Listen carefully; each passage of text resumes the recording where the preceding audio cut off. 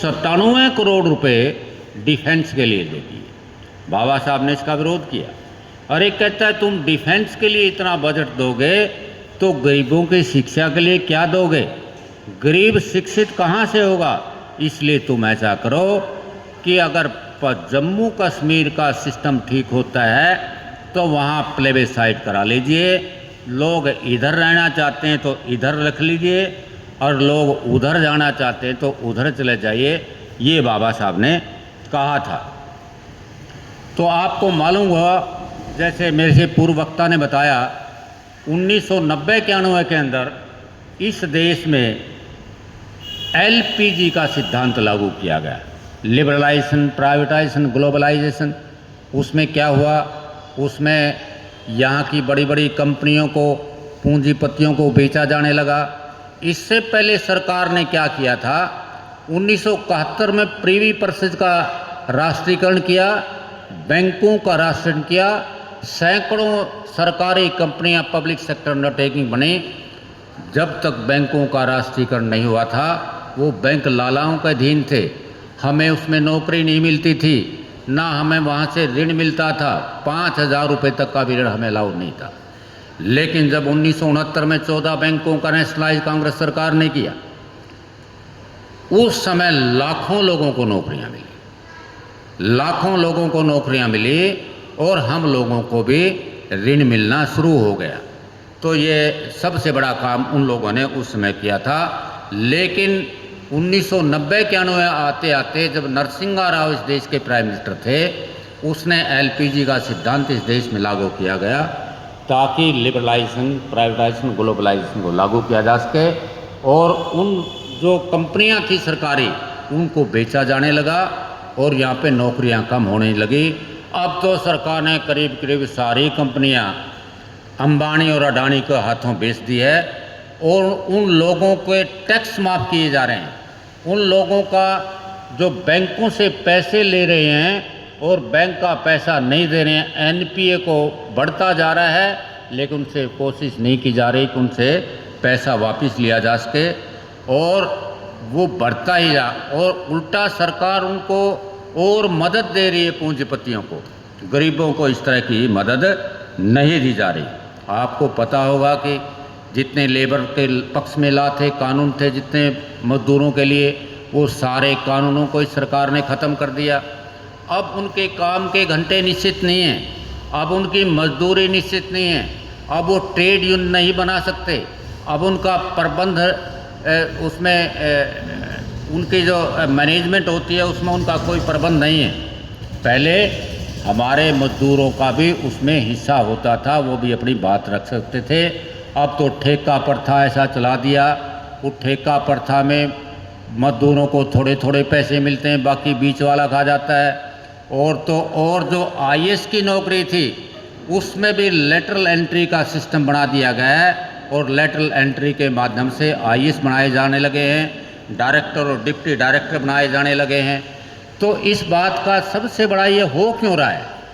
हमने जो 131 member parliament भेजे, वो 131 मेंबर पार्लियामेंट में वो मुंह ही नहीं खोलते। 1102 एमएलए इस देश के अंदर, वो एमएलए बोलते नहीं हैं। हमारे साथ कितना अत्याचार हुआ आपको पता होगा कि बथानी टोला एक जगह है जहाँ पे 32 आदमी शेड्यूल्ड दलितों की हत्या कर दी गई। लक्ष्मणपुर गाथे गांव में 58 दलितों की हत्या कर दी गई है। मियाँपुर में 21 लोगों की हत्या कर दी गई। नीचे सेशन कोर्ट में जो अभियुक्त थे उनको सजा हुई। लेकिन 2013 के अंदर क्या हुआ? पटना हाई कोर्ट ने उन सारे अभियुक्तों को छोड़ दिया। अरे आदमी तो मरे थे ना। जब आदमी मरे कि उसकी इंक्वायरी, री इंक्वायरी होनी चाहिए थी। सरकार को किसी एमएलए ने हमारे अधीन को हम अपने कहते हैं, आवाज़ नहीं उठाई इस बात के लिए।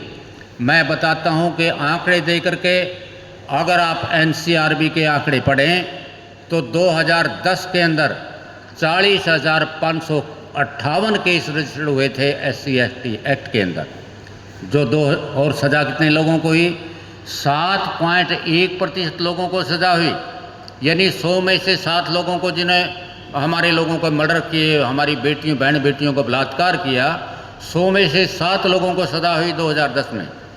2016 के आंकड़े पड़े हैं NCRB के, 2016 में 47,557 केस दर्ज हुए और सज़ा कितने लोगों को मिली? 1.7% लोगों को। अरे इतने लोगों ने गड़बड़ किया, इतने अभियुक्त बनाए, कारण क्या है? कारण क्या है कि जो हमारा SC/ST का एक्ट है उसमें स्पेशल कोड बनाए जाने थे। सेक्शन 14 कहता है कि SC/ST के लिए कोड बनाए जाने चाहिए, स्पेशल कोड। लेकिन इस देश में अभी 766 डिस्ट्रिक्ट हैं, 194 जिलों में, 34 स्टेट के अंदर मात्र 194 कोर्ट खोले गए, बाकी भारत में कोई कोर्ट नहीं खोला गया। इसके अलावा उसमें एक प्रोविज़न था कि मॉनिटरिंग कमेटी बनाई जाएंगी जो ये देखेंगे कि देश में हमारे ऊपर अत्याचार क्यों होता है।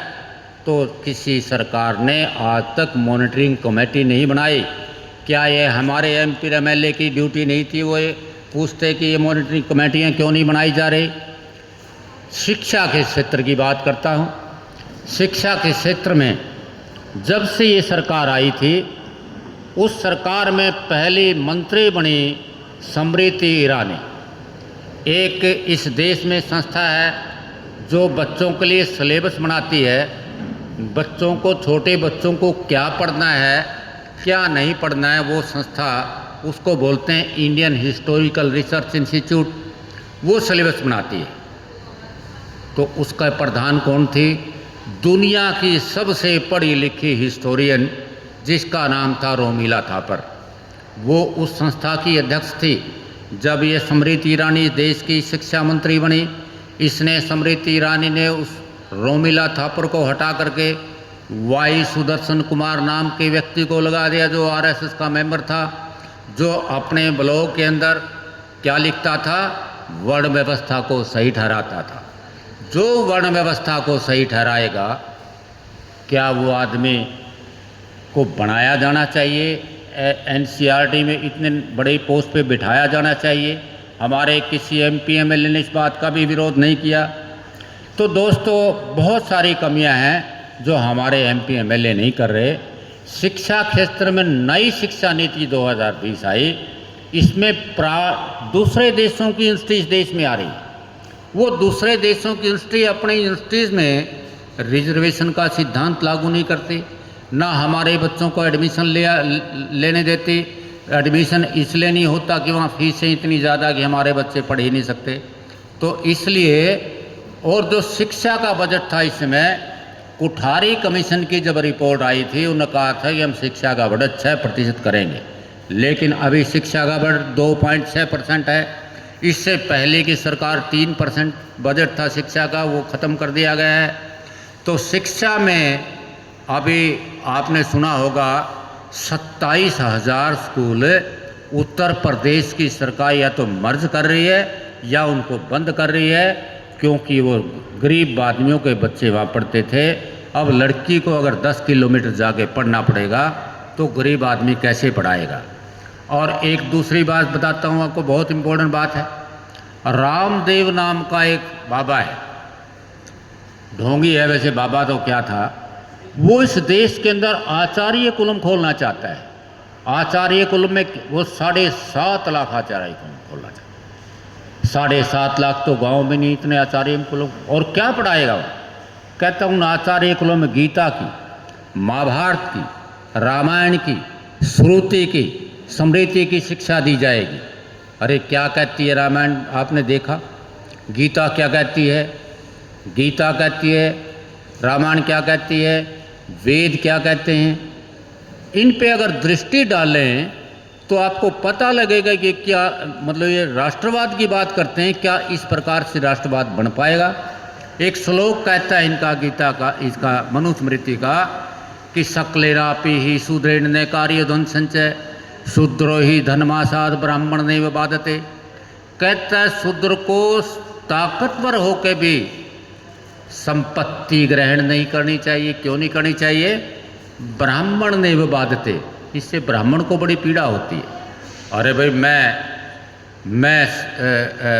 मेहनत करने वाला, मैं शक्ति अर्जित करने वाला, तुझे पीड़ा क्यों होती है? और पीड़ा इसलिए होती है कि कभी हमारे बराबर में न जाए, कभी हमारे बराबर में तर्क वितर्क ना करने लग जाए।